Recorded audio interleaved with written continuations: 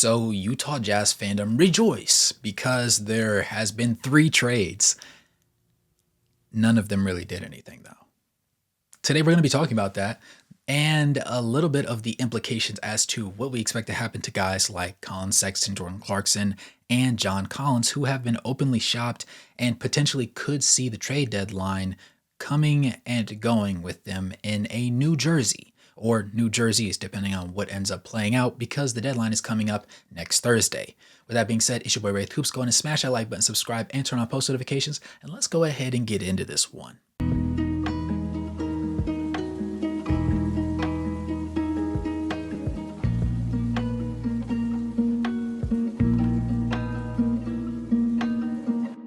The first deal leading into this trade deadline was with the Phoenix Suns, trading 3 not so favorable first rounders in exchange for the protections to be unremoved on a first round pick in 2031 that the Phoenix Suns previously had, now in the Jazz possession. However, this doesn't really do much of anything. It just goes to show that the Jazz are willing to move some things around and find some more favorable assets, considering the fact that they don't need to have a million rookies on their roster coming and going on a consistent basis, because that's what they've been doing over the past 2-3 seasons. There's been 7 different young guys to come through, and we've really had 5-ish of them come out and really look like they're going to be able to do some interesting things. And this year's rookie class was really promising, surprisingly enough. So I do believe they're more bought in on the young guys that are currently on the roster than expecting to have 5 and 6 more guys filtered and funneled in and continuing this rebuild process over and over and over again. The second deal is the most interesting one to happen because it involves players that we actually kind of care about,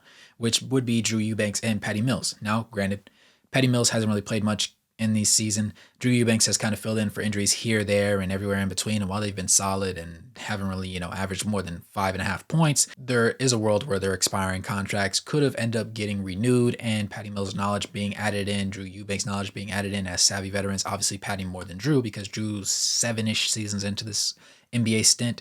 However, they were reliable veterans to have on the team, despite them not being, the most reliable to give you 20 on any given night. Now, who did they get in that trade from the Clippers? Well, PJ Tucker, who has been away from the team the entirety of the season because he told them last February he did not want to be with them, and they said, okay, just stay at the crib and we'll figure things out. Just don't come in. Just don't come into the office. Stay at home. We'll find a deal, figure out what to do with your future. And they finally did. So his $11.5 million that he's due over the length of this season seems to be making him a premier buyout candidate, which makes sense. We are the Utah Jazz.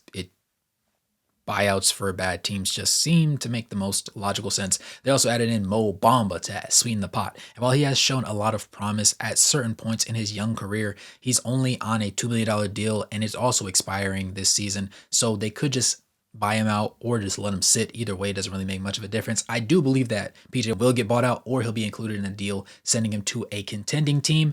I think that the Jazz are not done. This doesn't really change much of anything. They also got a second-round pick later on and some cash considerations, but that doesn't really matter. The most important thing from this deal that either team got was the Clippers having the opportunity to move underneath the luxury tax, considering the way the second apron is set up with the new CBA deal, because there's a lot of restrictions, particularly in the buyout market, and considering the fact that they're a lot better this season than they were slated to be originally, it makes sense that they would want to have some flexibility and opportunity to make some more things shake. The last deal they were involved in was the Luka Doncic and Anthony Davis trade. Now, the Jazz were just the third team involved. They ended up getting 2 second-round picks along with Jalen Hood-Schifino.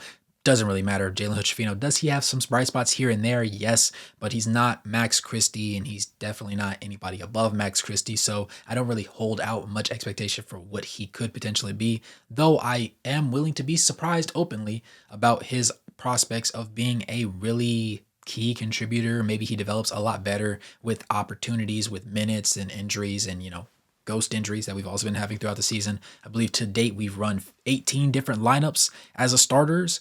So there's going to be some shakeup, and he's definitely probably going to see the court a couple times unless we decide to send him somewhere, which could potentially happen. But I think that he's less likely to be shipped out at random than a guy like PJ Washington or even Mo Bamba, because let's face it, Mo Bamba's going to have to fight for minutes behind Kyle Filipowski and Walker Kessler. It's not happening. But never say never. At the same time, I believe that it's going to be interesting to see where exactly the Jazz go from here, because I think there's probably one or two more deals to be made. These feel like it's just kind of breadcrumbs leading you over to a feast that's been just left out, or just a couple gold doubloons that have been left out on the ground, and it leads you over to the treasure chest. I feel like it's a setup for something really, really big. And by really, really big, I don't mean like we're going to sit here and get Jimmy Butler or something like that, but it could be a young, interesting star.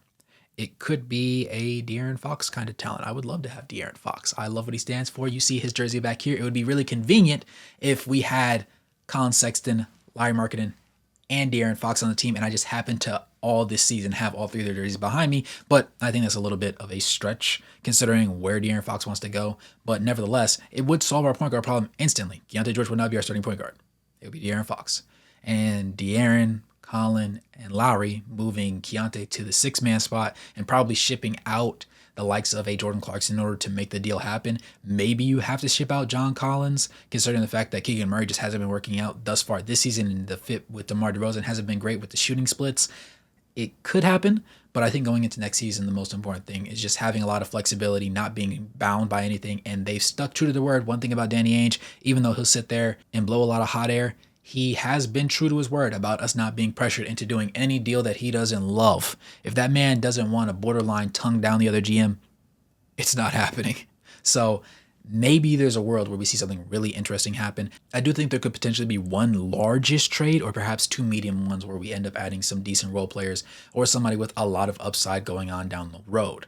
But let me know what you guys think in the comments below. Of course, hopefully by the time I post this, there's not any new crazy breaking out deal, but you never know, because we're closing in on the trade deadline and there's a lot of spicy stuff to come. With that being said, though, it's your boy Wraith Hoops. If you're new to the channel and you made it this far, I appreciate you. Go and smash that like button, subscribe, and turn on post notifications. And as always, good morning, good evening, and good night, no matter where you're in the globe watching. Thanks for tuning in, and I'll catch you guys in the next one. Peace.